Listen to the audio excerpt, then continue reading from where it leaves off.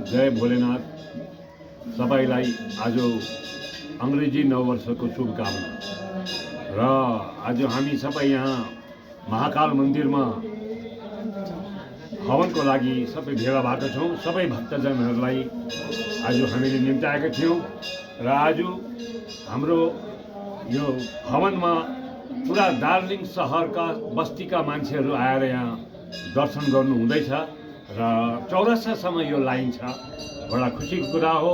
हाम्रो हाम्रो हिन्दू भाइहरूमाथि एउटा जागृति आउँदैछ, यो सत्य हो। हामीले आफ्नो नानीहरूलाई पनि यो दर्शन हेतु ल्याउनु पर्ने र हामीले सधैँ कमसेकम हप्तामा एकपल्ट मन्दिरको दर्शन गर्नुपर्ने। कुनै पनि मन्दिर होस्, महाकाल होस्, ठकुरबाडी होस् या कुनै पनि आफ्नो छेउको मन्दिरमा सधैँ जाने बानी हाल्नुहोस्। नत्र हाम्रो नानीहरू बिस्तारी बिस्तारी शिक्षाले गर्दा, शिक्षा भन्दाखेरि अहिले जुन चाहिँ हामीले शिक्षा ग्रहण गर्दैछौँ त्यो तपाईँलाई थाहा छ कुन चाहिँ शिक्षाबाट हामीले, किन हाम्रो हिन्दू संस्कारको शिक्षा हामीले पाएको छैनौँ। आजको सानो एउटा घटना, सानो के भन्नु ठुलै घटना हो यो। हाम्रो महाकाल मन्दिरको यो आज हवनको लागि, पूजनको लागि एउटा ठुलो लामो लाइन चौरस्तासम्म लागेको थियो। त्यति बेला क्रिस्चियन मिसनरीहरूको लेडिजहरूले ल्याएर त्यहाँ पर्चा बाँड्दै थियो र हाम्रो मान्छे कतिको बिचारा अब के भन्नु, लाटा भनौँ कि अज्ञानता भनौँ, आफ्नो धर्मप्रति सजग छैन। उहाँले त्यो पर्चा थाप्नु तयारी भयो, उहाँले पर्चा थाप्नु भयो। त्यो दिने मान्छे पनि भुल हो नि। उसलाई पर्चा बाँड्नु छ भने त्यो क्रिस्चियन धर्मको गएर गिर्जामा बाँड्नु, किन यस्तो झगडा लाउने काम गरेको? त्यो महिलाहरूले जहाँ भिड देख्छ हिन्दूहरूको त्यहीँ पुगिहाल्दो रहेछ। यो राम्रो होइन, यो सजग हुनुपर्ने हो।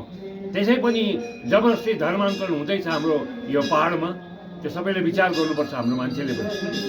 बडा दुःखको कुरा हो। भर्खर मैले चाल पाएँ, म त हवनमा थिएँ, अनि हामीलाई आएर एकजनाले भन्यो कि यस्तो यस्तो भएको छ भनेर। यो राम्रो होइन। हाम्रो मान्छेले किन थापिराखेको? अब हेर्नुहोस्, यहाँ टुरिस्टहरू आउँछ घुम्नु, तिनीहरू पनि यहाँ यो मन्दिरमा आएको थियो, त्यहाँ लाइनमा पनि थियो। तिनीहरूले त्यो पर्चा थापेन। उनीहरूको जब विवेक यत्रो जागृत छ भने हाम्रो यहाँ पहाडको मान्छेको किन विवेक नजागेको?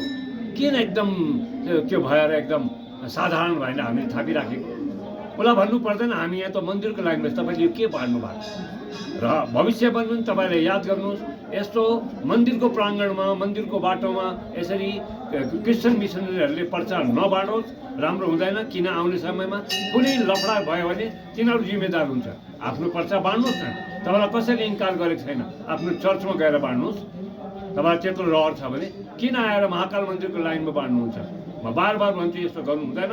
मलाई यो नराम्रो लाग्यो भनेर मैले यो भिडियो बनाएर हाल्दैछु। जय श्री राम।